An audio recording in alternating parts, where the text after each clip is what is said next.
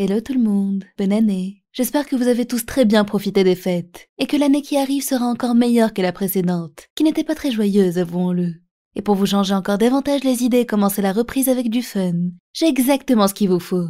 Un jeu que vous connaissez certainement tous désormais, mais qui reste indétrônable dans le domaine des RPG mobiles. Vous l'aurez compris, c'est Raid Shadow Legends. Oubliez les RPG mignons auxquels vous êtes habitués. Raid évolue dans un univers dark fantasy sombre, avec des batailles acharnées menées par des champions épiques en quête d'aventures incroyables.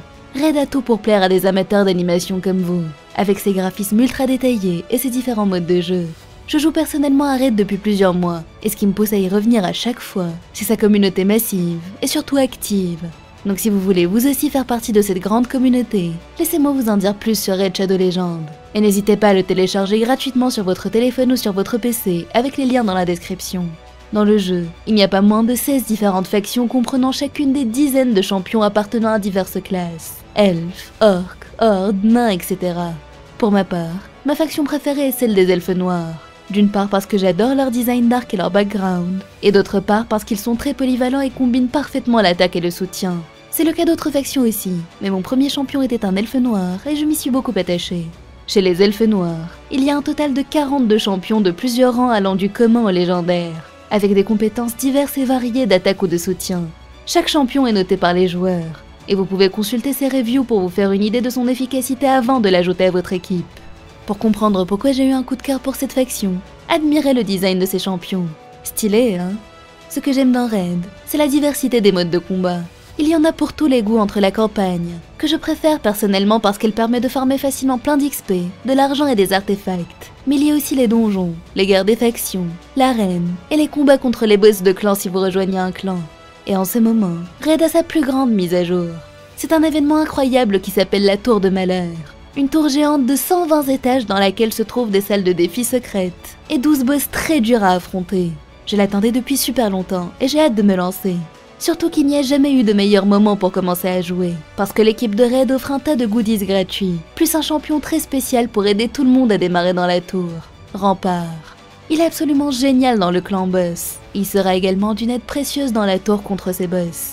Donc si vous voulez obtenir une énorme longueur d'avance dans Raid, tout ce que vous avez à faire est de cliquer sur le lien dans la description. Et si vous êtes un nouveau joueur, vous obtiendrez gratuitement un booster XP, des recharges d'énergie, un ancien éclat, votre champion Rempart, et même 50 gemmes dès que vous entrerez dans le jeu. Tous ces trésors vous attendent juste ici. Ils ne seront disponibles que pour les 30 prochains jours, et uniquement pour les nouveaux joueurs. Vous pouvez me trouver en jeu sous le nom d'Aenis, alors n'attendez plus et rejoignez mon clan.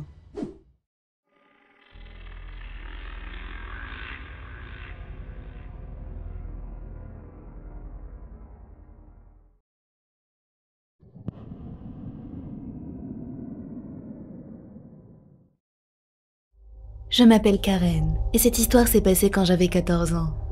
J'avais ce que je pensais être la meilleure prof de tous les temps, qui était aussi incroyablement gentille. Elle nous laissait faire tout ce qu'on voulait, et ne se souciait pas du tout de nous. Je sais que c'était inapproprié vis-à-vis de ses élèves, mais à l'époque, vu que nous étions jeunes et immatures, tout le monde l'adorait, à l'exception d'une seule personne. C'était un de nos camarades, qui était considéré comme l'intello de la classe. Il était intelligent, mais c'était aussi un gros rapporteur et il était très agaçant.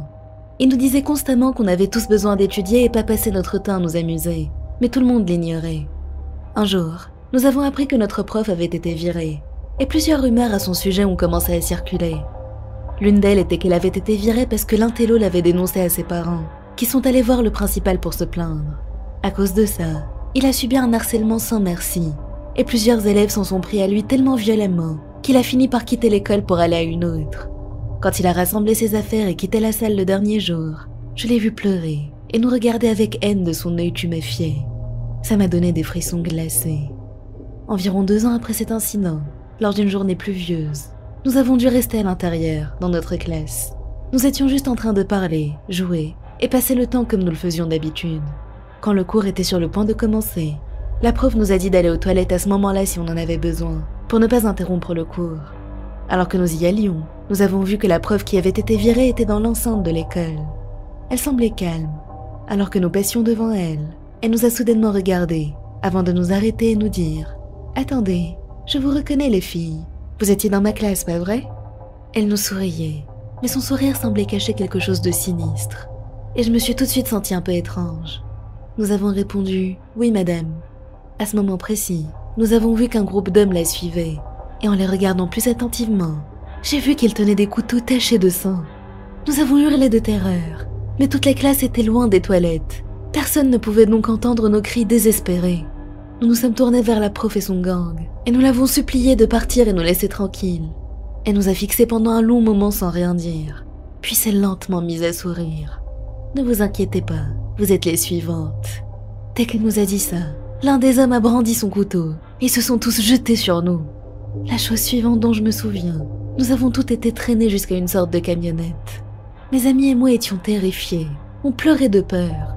Je savais que quelque chose de mauvais allait nous arriver, mais au moment même où ils nous ont forcés à monter, nous avons soudainement entendu des sirènes.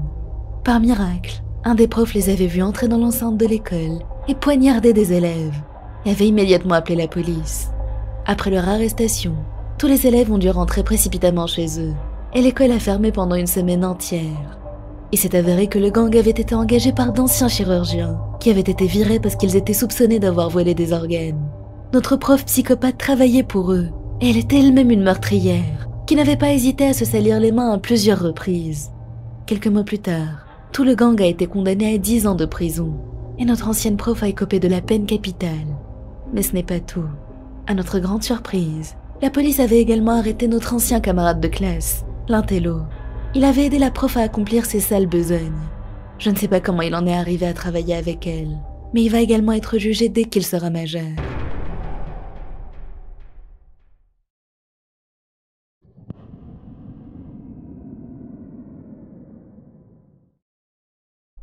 Un jour, Ellie marchait dans la rue à la recherche d'un cybercafé, parce qu'il avait besoin d'envoyer quelques emails. Après un moment, il a fini par en repérer un dans un vieux bâtiment. La pancarte disait qu'il était situé au 6e étage. Lorsqu'il est entré dans l'enceinte du bâtiment, il se retrouvait dans un hall mal éclairé qui menait à un petit ascenseur. Il a appuyé sur le bouton, et lorsque la cabine est arrivée, il est monté à l'intérieur. Dans plusieurs pays asiatiques, un grand nombre de bâtiments n'avaient pas de 4e étage, car le mot pour dire 4 ressemblait énormément au mot pour dire mort. Quand l'ascenseur s'est arrêté et que les portes se sont ouvertes, Ellie était sur le point de sortir, mais il a très vite remarqué que quelque chose n'allait pas du tout. Le couloir était plongé dans l'obscurité. Grâce à la faible lueur émise par la cabine d'ascenseur, il pouvait distinguer quelques meubles couverts de tissu. On aurait dit que l'endroit n'avait pas été touché depuis des années. Ellie s'est dit qu'il s'était peut-être trompé d'étage. Il a donc jeté un coup d'œil au bouton de l'ascenseur pour vérifier, mais aucun d'entre eux n'était allumé. Il n'y avait rien pour lui indiquer à quel étage il était. Au même moment, il a remarqué quelque chose bouger dans les ténèbres au fond du couloir. Il n'arrivait pas vraiment à discerner ce que c'était, mais on aurait dit une silhouette humaine habillée d'une sorte de robe d'hôpital. La silhouette avançait lentement dans le couloir en direction de l'ascenseur, avec des mouvements étranges, et ça a terrifié Ellie, qui a frénétiquement appuyé sur le bouton de fermeture des portes. Soudainement, les lumières de l'ascenseur ont vacillé avant de s'éteindre complètement, plongeant Ellie dans l'obscurité la plus totale. Il était tellement paniqué qu'il n'arrivait même plus à bouger. Alors qu'il était sur le point de perdre la tête de terreur, les lumières se sont rallumées, les portes se sont fermées, et l'ascenseur a repris vie en continuant son ascension. Ellie a poussé un gros soupir de soulagement. Lorsque les portes se sont de nouveau ouvertes, il était bien devant le cybercafé. Il s'est dirigé vers le comptoir d'accueil et a immédiatement raconté à l'employé qui s'y trouvait ce qu'il venait de voir. En l'écoutant, son visage est devenu pâle comme la mort. Elle lui a dit que certains clients, et même quelques-uns de ses collègues, avaient vécu la même expérience. Elle ne l'avait jamais vécue elle-même, mais elle lui a tout de même raconté le passé du bâtiment. Apparemment, le 4e étage contenait un salon de coiffure à un moment donné. Il était prospère et fonctionnait plutôt bien, jusqu'au jour où une des employées avait mis fin à ses jours dans le salon même. Personne n'a jamais su ce qui l'avait poussé à faire ça. Le salon de coiffure est resté ouvert, mais depuis ce jour-là, ils ont subi constamment des incidents étranges et inexplicables. Parfois, lorsqu'une des coiffeuses était en train de rincer les cheveux d'une cliente, l'eau devenait aussi rouge que du sang. D'autres personnes ont raconté que lorsqu'elles se regardaient dans le miroir, elles apercevaient du coin de l'œil une silhouette fantomatique se tenant juste derrière elles. Mais lorsqu'elles se retournaient, il n'y avait bien évidemment personne. À cause de ces phénomènes, le salon a fini par développer une mauvaise réputation et a perdu tous ses clients petit à petit. En fin de compte, ils ont fait faillite et ont été forcés de fermer. Après leur départ, Le propriétaire du bâtiment a essayé de louer le 4e étage à d'autres commerces. Mais lorsqu'ils apprenaient ce qui s'y était passé, plus personne n'en voulait. Le propriétaire avait même essayé de baisser le prix, jusqu'à presque le donner. Et finalement, l'endroit a été loué par un homme d'affaires qui voulait en faire un magasin de fourniture. Mais lorsque son équipe a essayé de faire quelques rénovations, il y a eu une série d'accidents mystérieux.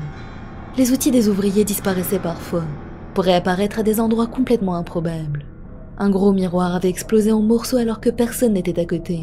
Et un ouvrier a eu la main broyée par la porte de l'ascenseur, qui s'était fermée à une vitesse anormale. En fin de compte, les ouvriers étaient tellement effrayés par ces phénomènes inexplicables qu'ils ont refusé de continuer. Le propriétaire du bâtiment a également fini par abandonner l'idée de louer le 4e étage et l'a finalement condamné. Il avait fait remplacer les boutons de l'ascenseur, qui a été reprogrammé de manière à ce que personne ne puisse s'arrêter au 4e étage. Ou du moins, c'était ce qui était supposé se produire. Mais pour une étrange raison, lorsque les gens empruntaient l'ascenseur, il s'arrêtait parfois de lui-même au 4e. Et lorsque les portes s'ouvraient, ils voyaient une silhouette terrifiante avancer vers eux dans l'obscurité.